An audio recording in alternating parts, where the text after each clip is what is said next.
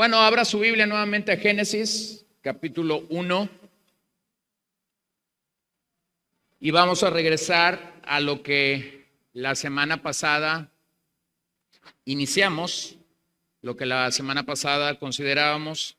Y mencioné o dije que nos íbamos a tomar un par de semanas para poder caminar o transitar un poco más rápido en el libro de Génesis.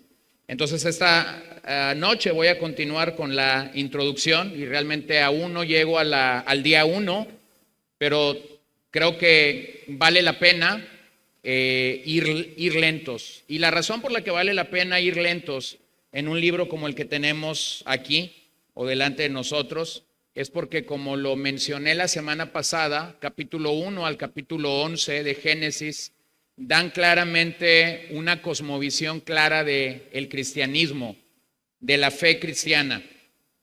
De hecho, el libro de Génesis provee todo el fundamento en el que descansa el resto de las escrituras.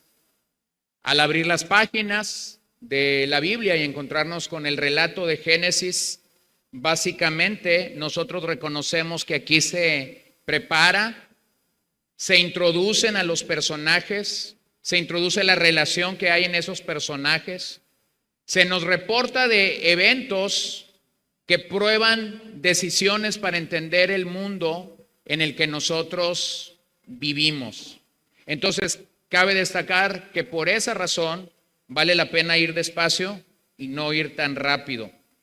Génesis 1 y 2, como mencioné la semana pasada, no son dos relatos diferentes, no son dos maneras diferentes de explicar la creación. Es una sola manera de explicar la creación desde la manera hebrea, en la que la literatura de narración o el estilo de narración funcionaba para los hebreos. Primero, ese estilo nos da información general y después comienza a darnos una información particular de la creación. Antes de llegar nuevamente a Génesis 1, del 1 al 2, permítame considerar dos preguntas que creo que son importantes cuando pensamos en Génesis 1. Pregunta número 1, ¿quién creó a Dios? Porque básicamente cuando llegamos al verso 1, se nos declara que es Dios quien creó el universo, quien creó los cielos y la tierra. Pero ¿quién creó a Dios? Bueno, dije la semana pasada que básicamente esa respuesta no está dada allí en Génesis, no se nos dice qué está pasando antes de la creación, no se nos habla qué está haciendo Dios antes de la creación, no se nos habla de cómo los ángeles fueron creados. Entonces, por definición, Dios es un ser eterno. Eso significa que siempre existió. No hay nadie que pueda atribuirse en la Biblia que creó a Dios. Moisés no cree a Dios, Abraham no cree a Dios, José no cree a Dios. Ninguno de los personajes del Antiguo Testamento crearon a Dios. Pablo no cree a Dios, Juan no cree a Dios, Esteban no cree a Dios. Cuando él se presenta a Moisés en Éxodo capítulo 3, él se presenta con este nombre, yo soy. Esa expresión yo soy significa que Él está fuera del tiempo. De hecho, Él creó el tiempo. Entonces piénsalo simplemente de esta manera. Todo lo que tiene un comienzo requiere una causa. El universo tiene un momento en el cual comienza o inicia. Por eso requiere una causa. O sea, requería que alguien creara.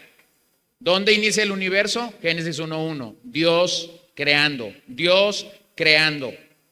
Todo lo que tiene un comienzo requiere una causa. Pero Dios no tiene comienzo porque Él está más allá del tiempo. Entonces, si Dios está más allá del tiempo, Dios no necesita una causa. No hay nada ilógico acerca de un ser eterno que siempre existió, aunque sea difícil de entender.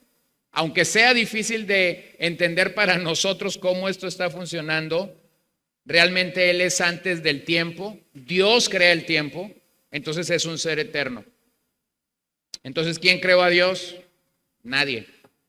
nadie cree a Dios. Él es eterno, Él siempre existió, Él es el yo soy, de acuerdo a Éxodo 3. Segunda pregunta, ¿cómo entendemos que el creador del universo es el Dios de la Biblia? ¿Cómo entendemos esto? Bueno, eso nos lleva a una decisión muy clara. Lo dije en otras palabras la semana pasada. Lo voy a poner en otras palabras en este estudio. Entender que el creador del universo es el Dios de la vida, de la Biblia, nos lleva a una decisión.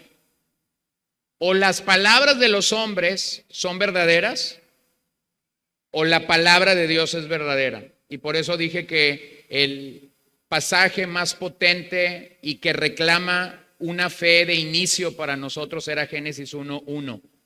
O comenzamos leyendo el relato de la creación en Génesis capítulo 1, creyendo que Dios habla, creyendo que Dios es veraz, creyendo que Dios es verdadero, o simplemente dudamos esa declaración. Y si dudamos esa declaración, entonces vamos a anclar nuestra vida en la palabra de los hombres. Entonces, es sencillo.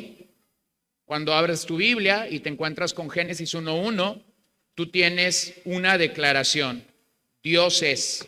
Él es el creador, Él es potente, Él es maravilloso, Él es grandioso. ¿Cuál es la respuesta ante esa declaración? ¿Lo crees o no lo crees? No hay más. No hay más. Entonces, por esa razón decimos que la Biblia no es un libro religioso más.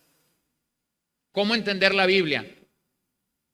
Bueno, posiblemente si conversáramos con un hinduista, con un musulmán, con un testigo de Jehová o con un mormón, cada uno defendería su libro sagrado o su libro religioso, como lo quieras llamar.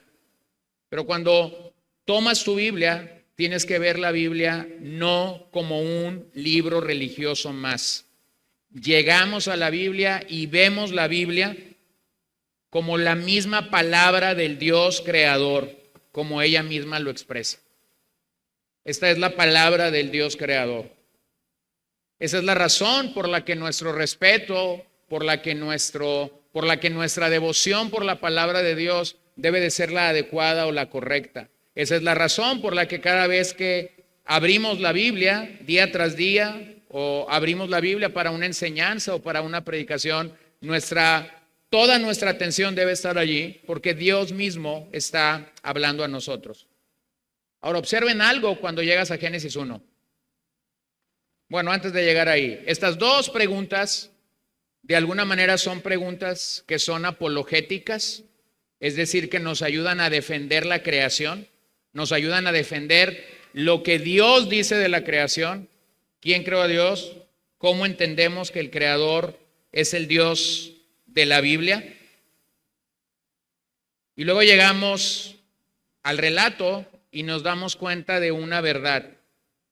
Los versos que tenemos aquí no tienen la intención de probar la existencia de Dios.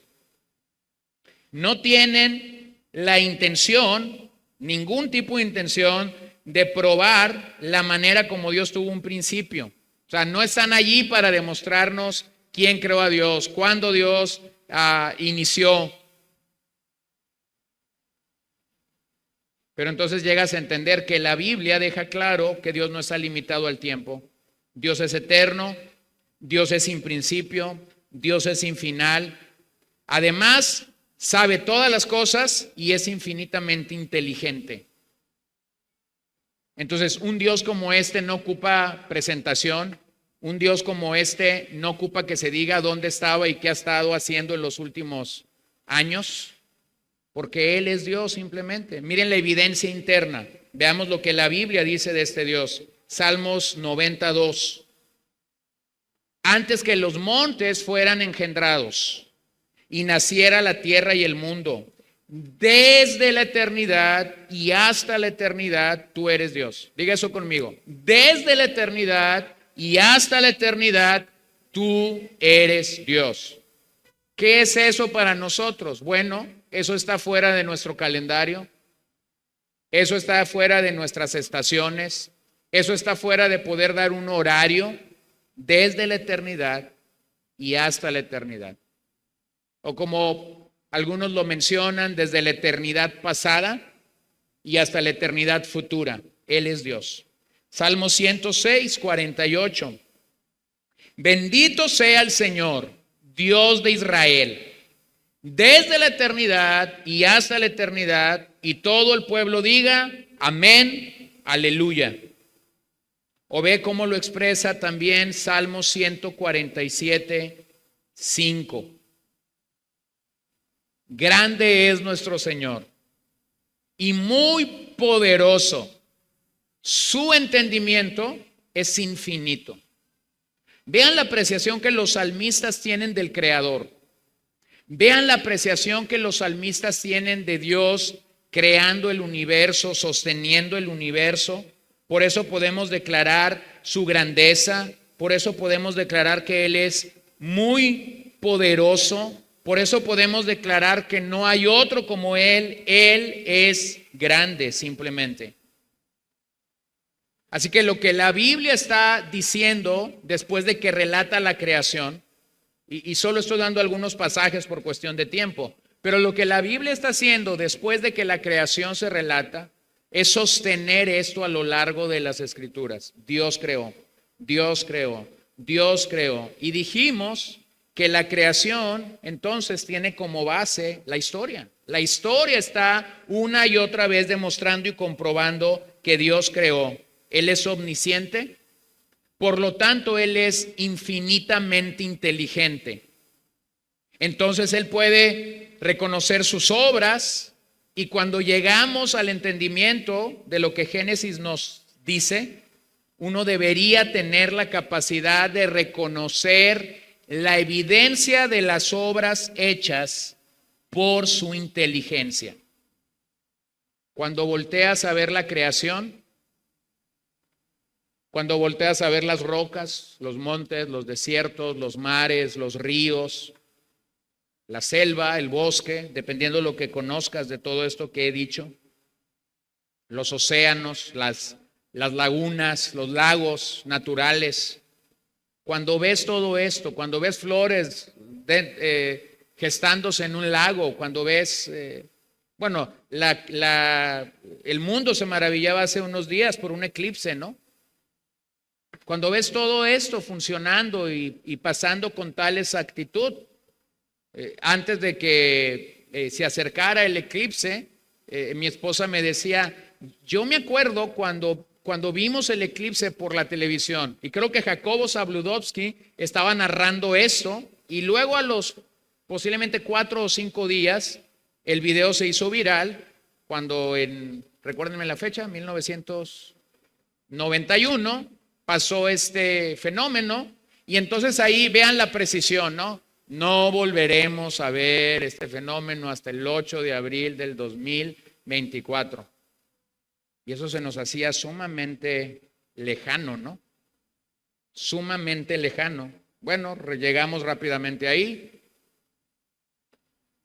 El diseño de la creación entonces proclama, el diseño de la creación grita que tuvo que haber un creador. ¿Por qué todas las teorías acerca de la creación del mundo suenan raras cuando lees?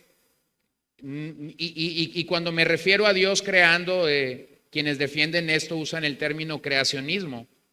Yo sé que posiblemente en la secundaria o en algún momento de tu preparación académica te expusiste a estas teorías de la creación, y ahí nos presentaron al creacionismo como una teoría.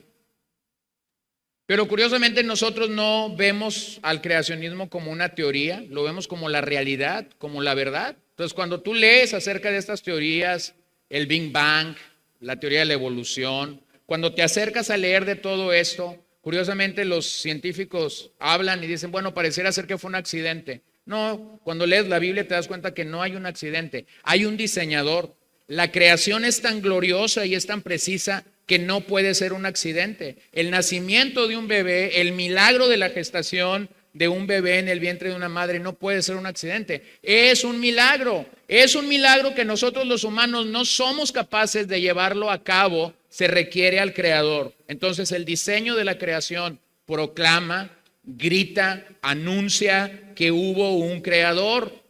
Lo que podemos observar en el mundo concuerda totalmente con lo que leemos en las Escrituras. Lo que la creación proclama y grita, cuando vas a Génesis 1 y 2, hay una manera de armar el rompecabezas. Si alguna vez has armado un rompecabezas, bueno, este es uno de mis hobbies, aunque lo tengo olvidado en los últimos años. El otro día mi hija me reclamó que la puse a juntar todas las cosas verdes, todas las cosas cafés, todas las cosas grises de un rompecabezas de 1000 piezas y que nunca pasó nada. Bueno, cuando armas un rompecabezas, tienes una estrategia posiblemente diferente. Algunos empiezan en el centro, otros empiezan colocando el marco, otros comienzan colocando simplemente colores. No sé cuál es tu estrategia si alguna vez has armado un rompecabezas. Pero cuando Dios crea, lo hace de una manera majestuosa, gloriosa, inteligente, inimaginable. Y eso casa muy bien con el relato de las Escrituras. Escucha lo que dice el doctor Michael Denton. Innegablemente vemos una universalidad de perfección. El hecho que donde quiera que miremos, a la profundidad que miremos, encontramos elegancia e ingenio en una calidad absolutamente trascendente, mitigando la idea de que todo haya sido creado al azar. Entonces, cuando ves la creación, tú no puedes decir, aquí hubo azar. Cuando vemos la creación, y por eso los salmos nos mandan a ver la creación. ¿Te das cuenta de los salmos? Alza tus ojos a los montes, ve las plantas, ve esto, ve lo otro, porque lo que los salmos están gritando nos es diciendo, encuentra a Dios en la creación. Entonces, hombres y mujeres que en el pasado han encontrado una forma devocional, una alta piedad adorando al Señor, han practicado esto, simplemente han admirado la creación. Y cuando han admirado la creación, no han adorado la creación, sino que han adorado al Creador. Entonces, en el relato que estamos haciendo, destaqué 3 palabras y dije que la doctrina de la creación requiere 3 cosas. Requiere que entendamos su sustancia, que veamos su importancia y que observemos su significado. Y solo tuve tiempo la semana pasada para hablar de la sustancia de la creación. Ahora quiero hablar de estas 2, importancia y significado. Regresemos a Génesis 1. En el principio, Dios creó los cielos y la tierra. ¿Quién creó? Dios. La tierra estaba sin orden y vacía, y las tinieblas cubrían la superficie del abismo. Y el Espíritu de Dios se movía sobre la superficie de las aguas. Observen esa palabra, en el principio. En el principio. Nos recuerda que hubo un momento de inicio. Nos recuerda que hubo un punto donde Dios dijo, ahora. Y en ese ahora había un arquitecto. En ese ahora había un actor principal. No eras tú, no era yo, no éramos ninguno de nosotros, era Dios mismo. Entonces, vean cómo la ciencia lo que ha hecho es llegar a un absurdo al quitar a Dios de la fórmula. Y lo que muchas personas llaman ciencia es precisamente esto: quita a Dios de la fórmula. Bueno, es que es imposible quitar a Dios de la fórmula. Dios estaba antes de que la fórmula existiera. Dios estaba antes de que estos hombres que han pensado y que han tenido una mente, voy a decir, brillante, ni siquiera existiesen. No podemos quitar a Dios de la fórmula. Eso es lo que Génesis 1 comunica. Pero es un absurdo hacerlo, y esa es la razón por la que los hombres han tropezado con eso. Por ejemplo, si lo ves desde el punto de las ciencias naturales ni siquiera saben cómo empezó el cosmos, simplemente tienen teorías. No pueden ser precisos, no pueden ser exactos, tienen teorías. Si lo ves desde las ciencias de la humanidad, Las ciencias de la humanidad batalla porque ellos no creen que la verdad es absoluta, ellos creen que la verdad es relativa. Entonces lo que para uno es verdad, para otro no es verdad, y cada quien está peleando su verdad. Pero cuando llegas nuevamente a Génesis capítulo 1, entiendes claramente una realidad. Dios es verdad, Dios es la realidad. Así que esto es entender la sustancia de la doctrina. Ahora hablemos esta noche de la importancia de la doctrina. Como dije la semana pasada, ¿por qué es que considero que esta doctrina es importante? Bueno, considero que es importante porque la doctrina de la creación está en juego, o el cristianismo como fe está en juego cuando pensamos equivocadamente de la doctrina de la creación. Lo voy a decir así: cambia el relato de la creación, cámbialo y tendrás que redefinir todo el cristianismo. Si nosotros cambiamos lo que Génesis 1 y 2 dice, si nosotros aceptamos la evolución ante esta mirada de la creación, o incluso como algunos evolucionistas hacen, si decimos realmente el día 1 son tantos miles de años, el día 2 son tantos miles de años, el día 5 son tantos miles de años, todo cambia. Entonces, ¿qué tenemos en el relato de la creación? Días completos, 7 días, cada uno de 24 horas, días literales, no millones de años, no millones de años. Así que el cristianismo realmente está en juego cuando pensamos de manera equivocada acerca de la doctrina de la creación. Entonces yo sé que no todos aquí conocen lo que es una teología sistemática, pero les voy a demostrar a través de una teología sistemática por qué la doctrina de la creación es importante. Una teología sistemática es más o menos un libro de unas 1000 páginas, lo voy a pensar así, o un poco más, y es un libro donde la Biblia fue sistematizada, o el contenido de la Biblia fue sistematizada, de tal manera que hay un capítulo que se llama Teología Propia, que habla de Dios. ¿Quién es Dios? Entonces, lo que una teología sistemática hace es recoger todo lo que la Biblia dice acerca de Dios. Capítulo 2, Cristo o Cristología. ¿Quién es Cristo? Va a la Biblia y recoge todo lo que la Biblia dice de Cristo. Y regularmente va así por varios temas, casi por 10. Casi la mayoría de teologías sistemáticas tiene 10 capítulos. Entonces, permíteme demostrarte cuando la doctrina de la creación no está bien calibrada, cómo nuestra teología sistemática va a cambiar. Número 1, teología propia o teología de Dios. ¿Qué dice Génesis 1:1? En el principio creó Dios los cielos y la tierra. ¿Quién creó? Dios. Entonces, ¿qué está diciendo la teología sistemática acerca de Dios? Dios es el creador. De hecho, el poder creador de Dios hace que Dios sea Dios. Lo explico.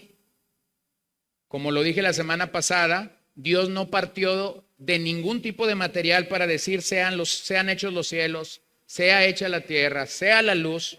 Dios no tenía ningún material, no tenía bronce, no tenía cobre, no tenía hierro, no tenía oro. No había ninguno de estos materiales. O como el autor de Hebreos en el capítulo 11 nos dice, Dios creó con el poder ¿de qué? De su palabra. Entonces, la teología propia o la teología de Dios grita que el creador es Dios. Capítulo 2 de una teología sistemática, Cristología. La doctrina de Cristo. ¿Qué dice Juan 1:1? En el principio ya existía el verbo, y el verbo estaba con Dios, y el verbo era Dios. En el principio. ¿En cuál principio? Génesis 1:1. En el principio de la creación. Cristo ya estaba allí. No tenemos esta visión distorsionada de que Cristo existe cuando realmente encarna en María, como algunos dicen. Entonces, fíjate, si tú crees, por ejemplo, que Cristo realmente comienza a existir cuando nace del vientre de María, tú estás destrozando el relato de la creación.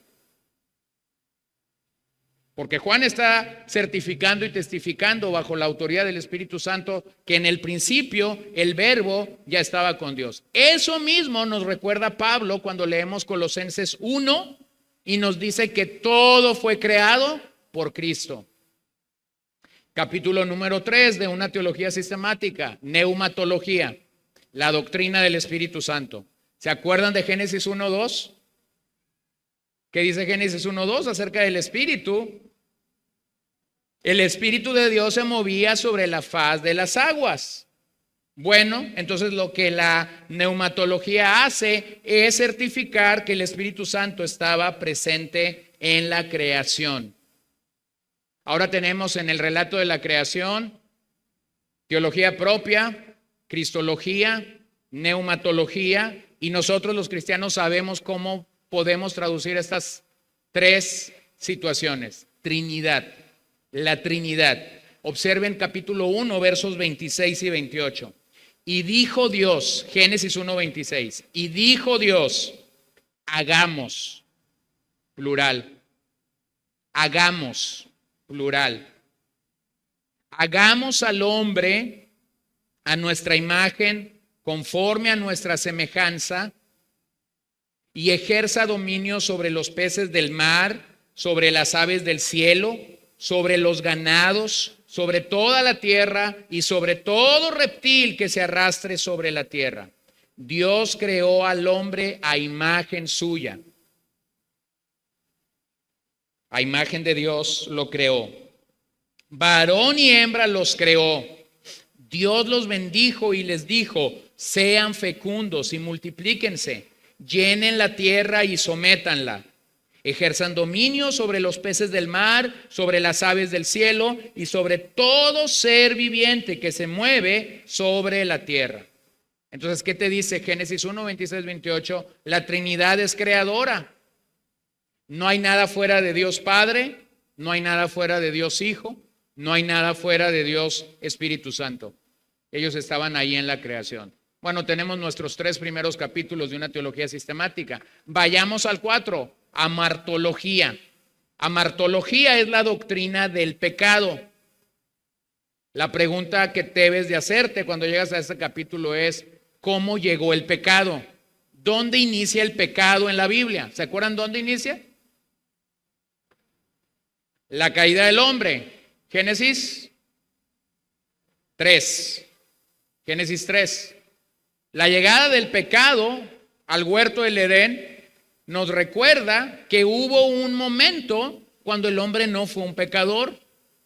Tú no ves a Adán y a Eva pecando en Génesis 1, tampoco los ves pecando en Génesis 2, tampoco lo ves pecando al inicio de Génesis 3. Hay un momento donde el pecado es introducido y es aceptado voluntariamente por ellos. Quisiera recordarles que la muerte fue el resultado de la caída. La muerte es el resultado de la caída. En el diseño de Dios, el ser humano es eterno, pero cuando el pecado entra a la raza humana, entonces el término muerte aparece. Así que debemos apreciar en este relato la lógica y la esencia del pecado.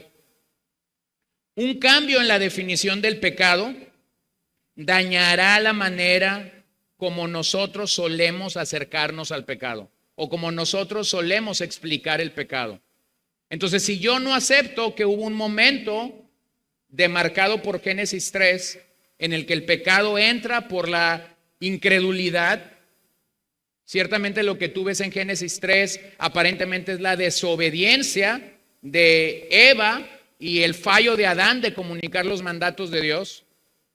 Pero realmente cuando tú lees Génesis 3 te das cuenta que antes que la desobediencia y que antes de la falta de Adán para comunicar claramente a Eva lo que ellos tenían que hacer en el Edén, hay un pecado antes de eso.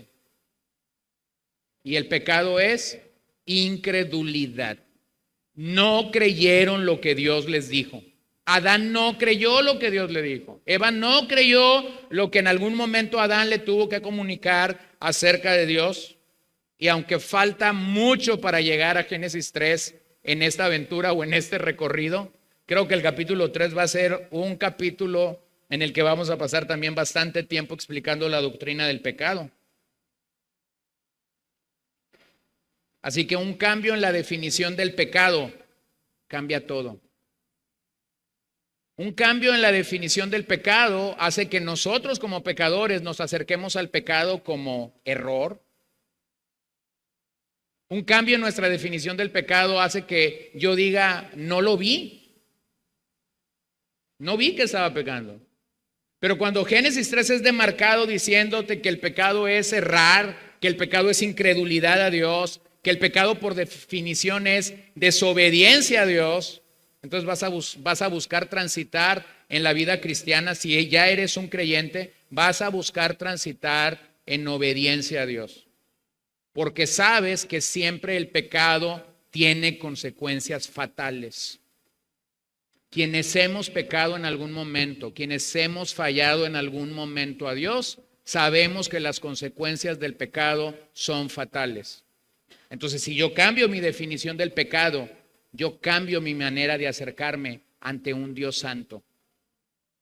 Capítulo 5, soteriología, la doctrina de la salvación.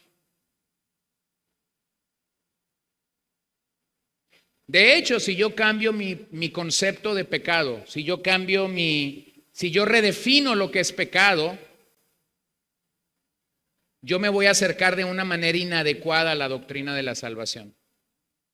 Esa es la razón por la que mucha gente piensa en la salvación como que la tiene que ganar, como que la tiene que obtener, como que tiene que ganar o alcanzar el cielo por buenas obras.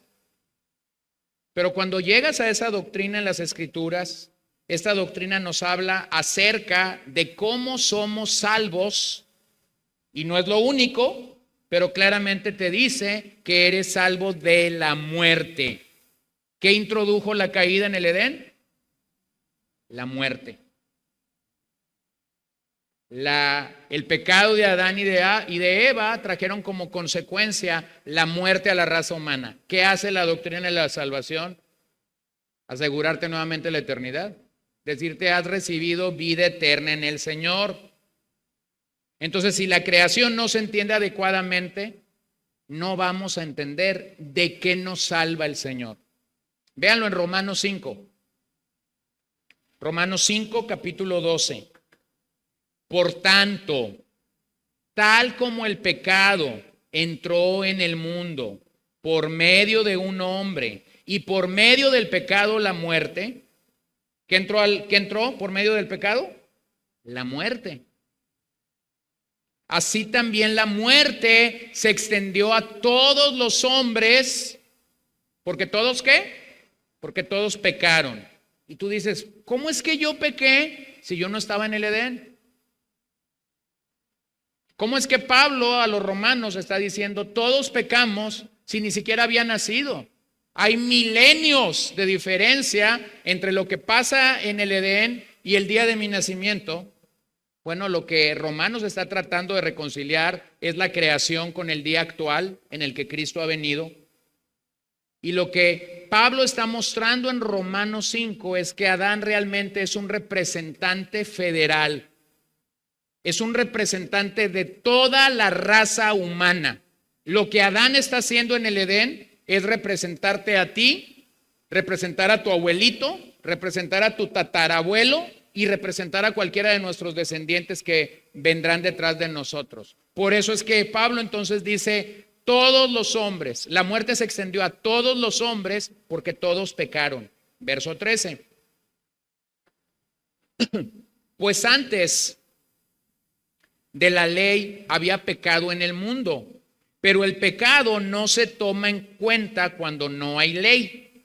Sin embargo, la muerte reinó desde Adán hasta Moisés, aún sobre los que no habían pecado con una transgresión semejante a la de Adán, el cual, observa eso, el cual es figura de aquel que había de venir. Adán es figura de aquel que había de venir. Y vean el verso 17. Porque si por la transgresión de un hombre por este reinó la muerte, mucho más reinará en vida por medio de un hombre, Jesucristo, los que reciben la abundancia de la gracia y del don de la justicia. Entonces no tengo el tiempo para defender esto desde Romanos 5, pero les prometo que voy a llegar allí en unas semanas.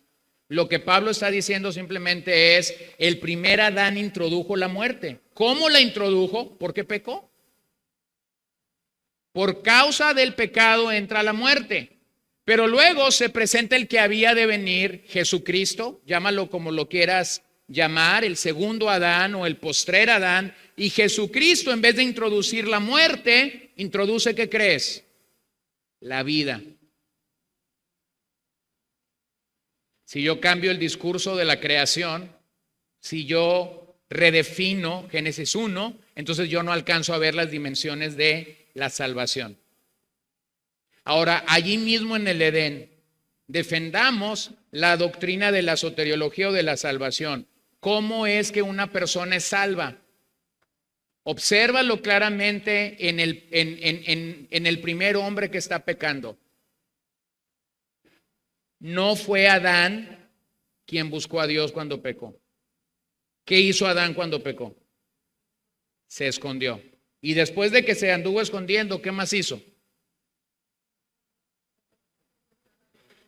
Supo que estaba desnudo y entonces se proveyó un vestuario, ropa, lo cual no era necesario antes del pecado. Entonces vean cómo desde el principio hay una historia de redención o de salvación.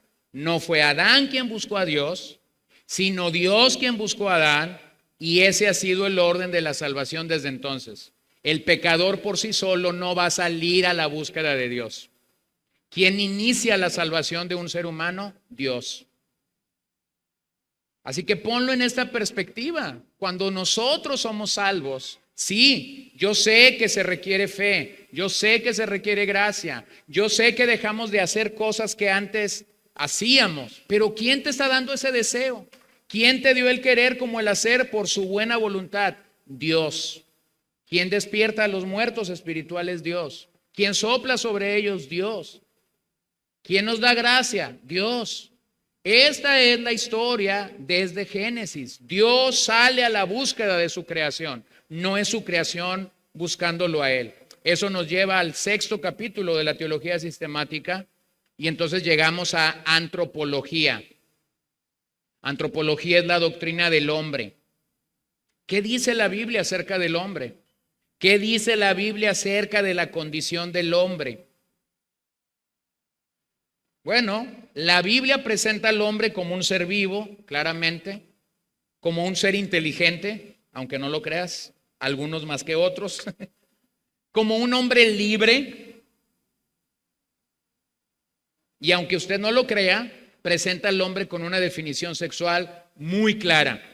O eres hombre o eres mujer. Si tú cambias el relato de la creación, todo cambia. Y por eso es que ahora tenemos una locura como esta. Eres como te autopercibes. Y por eso tenemos en Inglaterra quien cree que es un perro y hace todas las mañas de un perro. Y tenemos estas historias que están redefiniendo lo que ya el Creador dijo que somos. ¿Te das cuenta que si nosotros realmente tratamos de tocar Génesis 1, trastocamos la historia del Creador? Dios crea entonces en el principio de la creación varón y mujer, nada más. Y si no aceptamos eso, entonces la sociedad comienza a redefinir lo que es sexualidad en la Biblia. El Estado nos obliga a someternos a una realidad que es muy irreal a la luz del relato de la creación.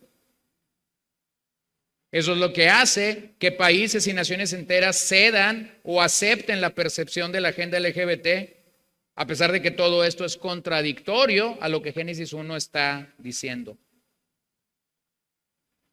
Capítulo 7, eclesiología, la doctrina de la iglesia.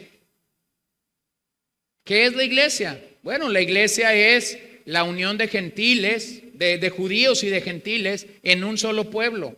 La iglesia es el pueblo de Dios. La iglesia es la reunión de los santos, los que han sido apartados, los que han sido separados, los que han sido comprados a precio de sangre. ¿De dónde el Señor nos toma? Del mundo. Nos añade, nos inserta en su iglesia y entonces nos llama hombres nuevos.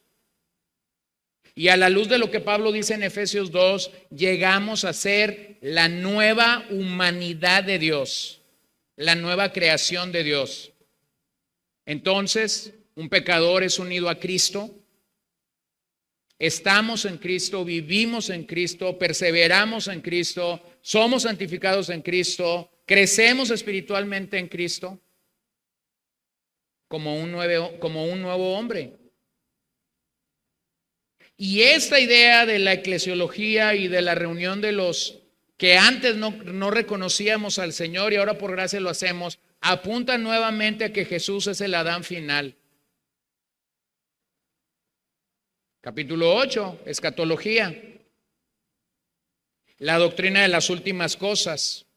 La doctrina que regularmente lo que hace es poner en orden todos los eventos, apuntando al retorno de Cristo, apuntando a la segunda venida de Cristo. Y esa doctrina tiene como meta muy particular decirte, estaremos en una nueva creación, cielos nuevos y tierra nueva. ¿Ha leído esta expresión en Apocalipsis? ¿Ha leído esta expresión en otros libros proféticos del Antiguo Testamento? Un cielo nuevo, una tierra nueva. ¿Qué te dice cielo nuevo y tierra nueva? ¿Qué te dice? Que hubo un cielo y una tierra antes. Cambia el discurso de la creación, no tienes escatología. No hay necesidad de un cielo nuevo y de una tierra nueva. Es más, si te gusta poner cosas en tu Biblia, deberías poner esto arriba de Génesis 1. Si cambias el principio, cambias el final. Si tú cambias el principio, cambias el final. Si yo cambio el principio, entonces no tengo ninguna esperanza futura. Capítulo 9 de una teología sistemática, bibliología, la doctrina de la Biblia. Si no crees en la narración de Génesis, entonces atentas contra toda la inerrancia, contra toda la infalibilidad de las Escrituras.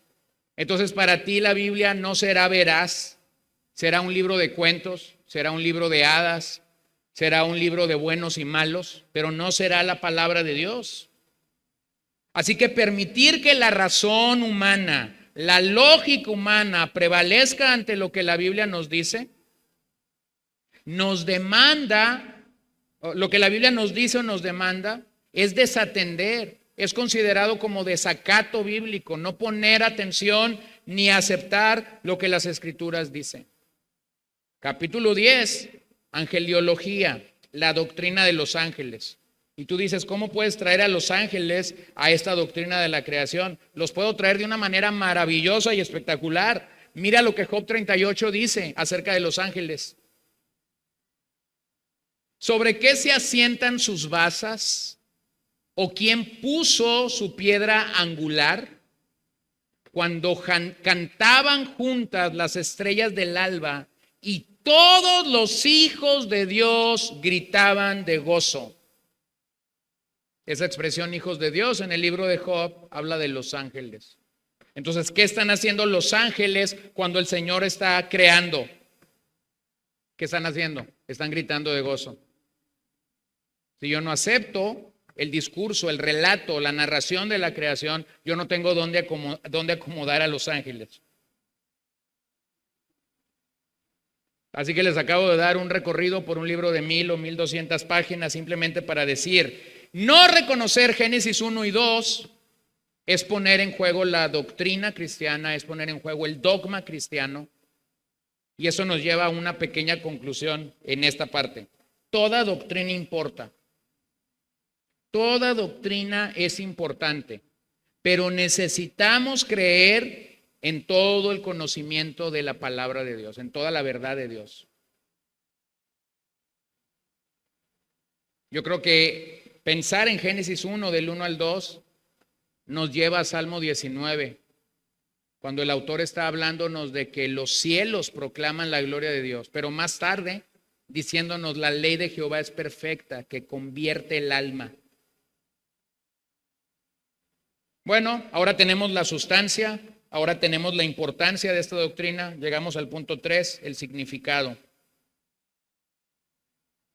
Hemos visto claramente cómo Dios hace todas las cosas, hace todos los lugares, oscuridad, luz, tiempo. Y luego que los hace, los controla. ¿Qué nos recuerda esto? Esta es la tierra de Dios. Esta no es la tierra de los extraterrestres, de los ovnis, no es la tierra de los gigantes, no es la tierra de un político, no es la tierra de un malhechor, no. Esta es la tierra de Dios. Ninguno de los personajes que mencioné estuvieron allí en Génesis 1:1. No importa lo malo que a veces parece que el mundo va, porque la misma Biblia te dice que Dios ajustará todo al final. ¿Cómo sucederá? No lo sé. ¿Cómo Dios pondrá punto final? No lo sé. Y de hecho nadie lo sabe porque no estamos allí. Pero el fin será como el principio de su mundo. El fin será como el principio de su mundo. A pesar del pecado, el Creador ganará. A pesar de la maldad, el Creador seguirá diciendo, este es mi mundo, no es el mundo de los pecadores o el mundo de nadie más. Entonces, cuando llegas al discurso de la creación, puedes contestar 4 preguntas. Estas 4 preguntas son consideradas como preguntas existenciales o que tienen que ver con la existencia de la raza humana. Preguntas que todos en algún momento nos hemos hecho, posiblemente sí, de una u otra manera, y preguntas que la raza humana se seguirá haciendo. Pregunta número 1, ¿de dónde venimos? ¿De dónde venimos?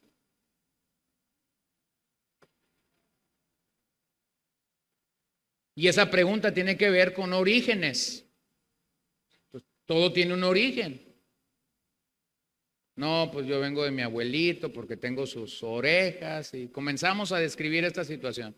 Pero realmente cuando contestas esta pregunta a la luz de Génesis 1, ¿de dónde venimos? ¿De qué?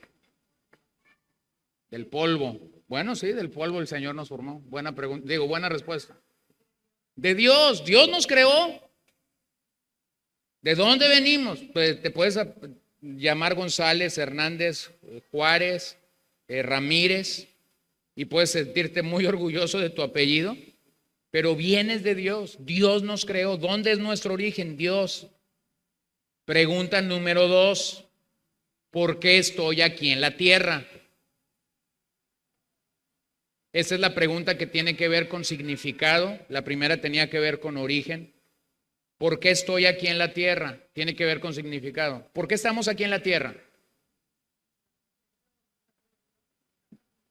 Bueno, por la perfecta voluntad de Dios y para hacer su voluntad. ¿Por qué más? ¿Para qué? Para glorificar a Dios, para conocer a Dios, para alabarlo. ¿Se acuerdan de Isaías? Este pueblo he creado para mí, mis alabanzas publicará. Entonces tenemos estas 2 preguntas. ¿De dónde venimos? Origen. ¿Por qué estoy aquí en la tierra? Significado. Tenemos la tercera pregunta existencial. ¿Qué debo hacer? Y esta pregunta apunta a la moralidad. ¿Qué debo hacer? ¿Quién te dirige cuando te preguntas qué debo hacer? ¿Te dirige la Biblia o te dirige la cultura? Bueno, muchos son dirigidos por la cultura, y entonces cuando la cultura te está gobernando y te está guiando, vas a tener un montón de redefiniciones, como lo que ya mencionábamos de el ser humano creado como varón y hembra o mujer.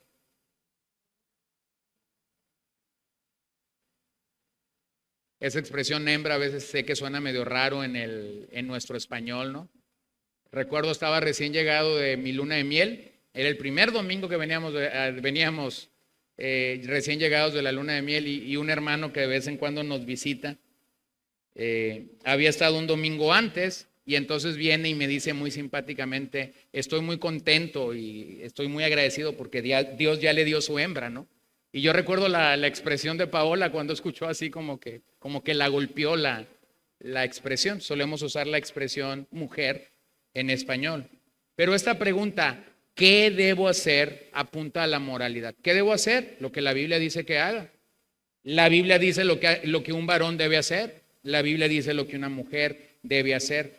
La moralidad no es definida por la sociedad. La moralidad no es definida por la cultura. La moralidad es definida por el Creador. Pregunta número 4, ¿qué es el fin de todo? ¿Hacia dónde va el mundo? ¿Cuál es el fin de este mundo? Bueno, esa pregunta habla de destino. Destino. ¿Cuál es nuestra parada final? ¿Cuál es el destino final nuestro? Estar con el Señor, estar con Cristo, adoración eterna, vida eterna. Bueno, todo está bien, apunta a un lugar, una nueva creación. Cielos nuevos, tierra nueva, como mencionaba hace un momento. Entonces aquí tienes 4 preguntas que todos nos hemos hecho, o que mucha de la gente a la que en algún momento podemos compartir se las hará. ¿De dónde venimos? ¿Por qué estoy aquí en la tierra? ¿Qué debo hacer? ¿Qué es el fin de todo? ¿A dónde te regresa esto? Génesis 1, el origen de la vida, el significado de la vida, la moralidad de la vida y el destino de la vida. Hay un evento, simplemente por hablar del significado de la doctrina, hay un evento que nosotros conocemos como el diluvio, Génesis capítulo 6, o el diluvio universal, el evento de Noé y del arca que introduce a este personaje. Y en ese evento nosotros encontramos juicio y restauración a la vez. Dios desciende para juzgar a los antidiluvianos, lo hace a través del agua, les da una oportunidad que no fue corta, fueron 120 años de Noé, de estarles proclamando arrepentimiento, 120 años en los que Noé se tardó para construir el arca. Ellos no pueden decir que Dios no les dio la oportunidad de ser llamados al arrepentimiento.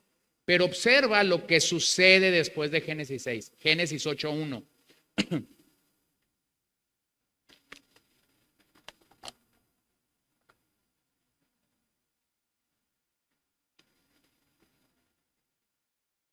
Entonces Dios se acordó de Noé y de todas las bestias y de todo el ganado que estaba con él en el arca. Y Dios hizo pasar un viento sobre la tierra y decrecieron las aguas. ¿Qué hizo pasar? Un viento. ¿Qué dice Génesis 1:2? El Espíritu de Dios se movía sobre la faz de las aguas. Lo que quiero que observen es que cuando llegamos a la narración del diluvio y el Señor cumple el propósito del diluvio, pareciera ser que el Señor vuelva a iniciar algo. Observen lo que dice Génesis 8:17. Saca contigo todo ser viviente de toda carne que está contigo, aves, ganados y todo reptil que se arrastra sobre la tierra, para que se reproduzcan en abundancia sobre la tierra y sean fecundos y se multipliquen sobre la tierra. ¿Sé qué? Se multipliquen. Y luego lo ven en el 9:1. Y Dios bendijo a Noé y a sus hijos y les dijo: sean fecundos y multiplíquense y llenen la tierra. ¿Qué está haciendo esto? Lo mismo que el Señor ordena cuando creó a Adán y a Eva, que se multipliquen, para que se multipliquen. Así que en la agenda de Dios, nuestro Señor restaurará todas las cosas en Cristo. Esto nos lleva a pararnos bajo la convicción de que sí tenemos una respuesta a la agenda actual de nuestro adversario. Por un lado, Satanás está tratando de destruir todo lo que Dios crea. tratar de destruir la moralidad en la raza humana, el destino en la raza humana, el origen en la raza humana, la familia, el ataque frontal contra la iglesia. Bueno, esto no es nuevo, esto comenzó en el Edén. Génesis 3:15 nos introduce a una batalla cósmica entre la simiente de la mujer y la simiente de la serpiente, y a la vez nos da una tremenda esperanza. Llegará el día en el que la simiente de la mujer aplastará y pondrá punto final a la simiente de Satanás. Escuchen a Pablo en Efesios 1, 7 al 10. En él tenemos redención mediante su sangre, el perdón de nuestros pecados según las riquezas de su gracia, que ha hecho abundar para con nosotros en toda sabiduría y discernimiento. Nos dio a conocer el misterio de su voluntad según la buena intención que se propuso en Cristo. Verso 10. Con miras a una buena administración en el cumplimiento de los tiempos. Es decir, de reunir todas las cosas en Cristo, tanto las que están en los cielos como las que están en la tierra. Entonces, ¿qué va a hacer el Señor finalmente? Va a reconciliar todo. Ahora, cuando nosotros pensamos en la salvación, regularmente hacemos algo. Pensamos en la salvación de nuestras almas. Y limitamos el poder salvífico o la idea de la salvación a decir el Señor me salvó a mí. Pero dejamos de ver algo. Este mundo en el que caímos también cayó bajo maldición por efecto del pecado. El mundo en el que tú y yo estamos está bajo la maldición y los efectos del pecado. Y el único que puede restaurar todo eso es nuestro Señor. Entonces, ¿de qué manera la salvación es vista aquí? Por un lado, la salvación personal, la forma en la que todos nosotros hemos venido, somos redimidos, somos reconciliados con el Señor. Pero la creación entera necesita los efectos de esa salvación, tal y como Pablo está apuntando aquí. Entonces la salvación no solamente es personal, la salvación también es cosmológica. Tiene que ver con el planeta completo, con el mundo entero. Entonces la creación muestra la respuesta de Dios de principio a fin. Y cuando lo entendemos, entonces podemos decir, aquí tenemos todo. Aquí tenemos la mini historia de la Biblia completa. En estos capítulos de Génesis vemos la bendición de Dios, pero más tarde la entrada del pecado. El mundo que estaba bajo la bendición de Dios decide estar bajo la maldición.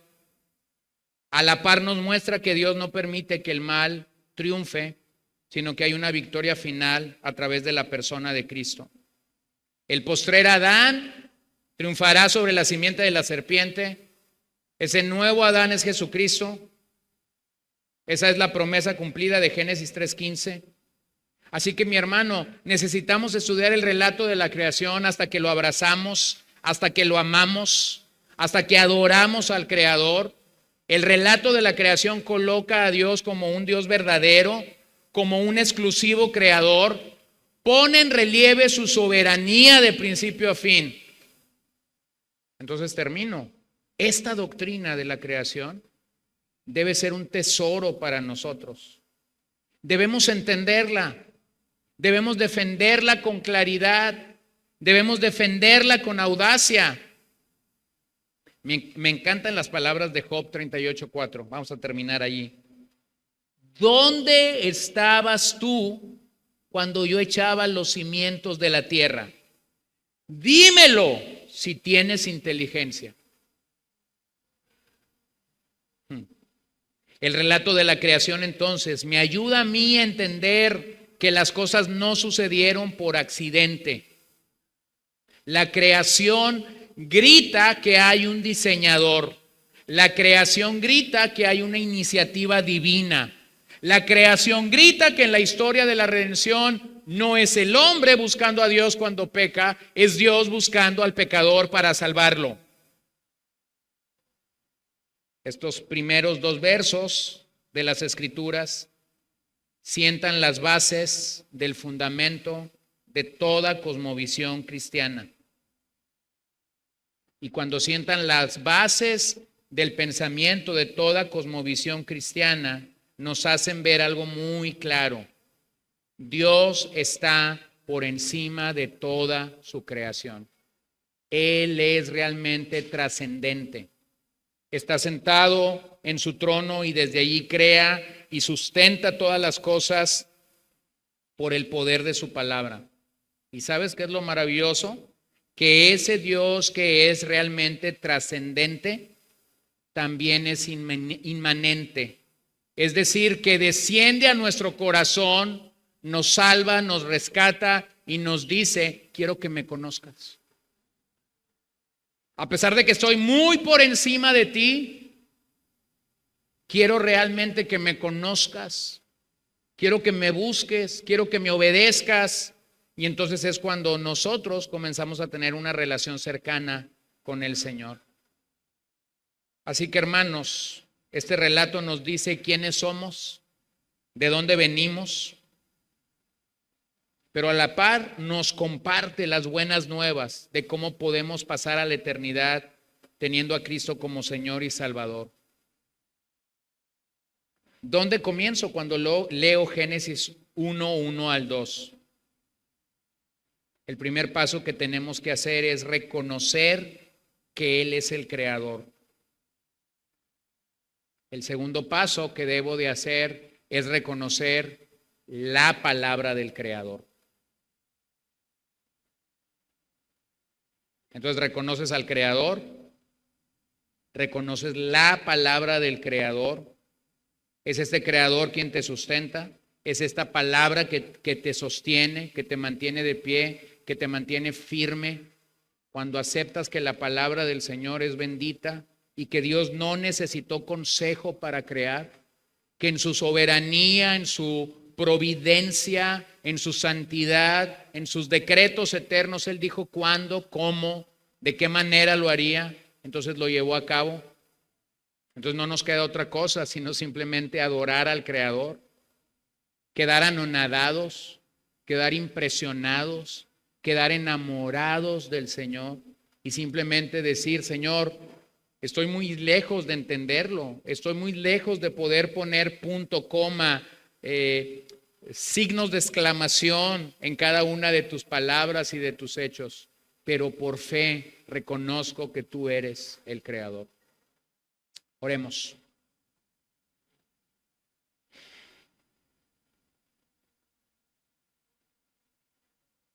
Señor, qué maravilloso es ver tu creación. Qué maravilloso es ver cómo el rompecabezas se va armando poco a poco. Qué maravilloso es ver cómo podemos ir colocando estas piezas y viendo que tú, en tu misericordia y en tu bondad, tienes a bien salvarnos y rescatarnos. Qué maravilloso es entender que el Creador descendió en la persona de su Hijo amado Jesucristo para reconciliarnos con el Padre y para reconciliar todas las cosas, lo cual incluye también la redención del cosmos. Padre, cuando meditamos y pensamos en las afectaciones que tendremos si no creemos al relato de la creación, cómo la teología propia, la teología de Cristo, la doctrina del Espíritu Santo se vería afectado, cómo nuestro acercamiento a la doctrina del pecado y de la salvación se verían afectados si no lo entendiéramos. Cómo cosas tan maravillosas como la Biblia, la iglesia, la escatología, la angeliología se verían afectados si yo no creo en el relato de la creación.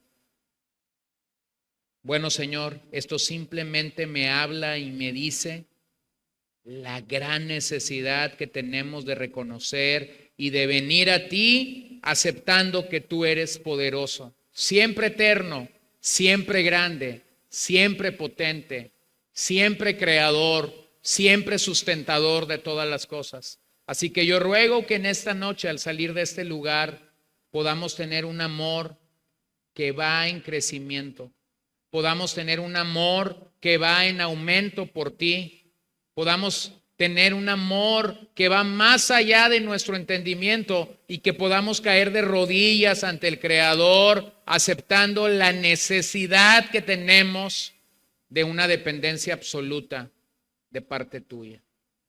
Padre, te amamos. Padre, te adoramos. Padre, te exaltamos en este momento. Damos a ti toda gloria y damos a ti toda honra. Que nuestra mente y nuestra vida enteramente pueda venir a ti y pueda gozar y disfrutar de todo lo que tú has hecho. Que entendamos que nuestro origen, nuestro destino, nuestra identidad y nuestra moralidad solo se encuentra en ti. Perdónanos cuando hemos fallado en estas 4 preguntas.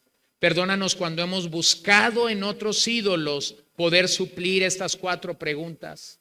Perdónanos cuando hemos desviado nuestro corazón para correr y para ir tras ídolos y tras otros dioses en nuestro corazón, cuando el relato nos está gritando acerca de un solo Dios, un Dios exclusivo. Así que te adoramos y te bendecimos en este momento, en el nombre de Jesús, y te damos gracias, Señor. Amén.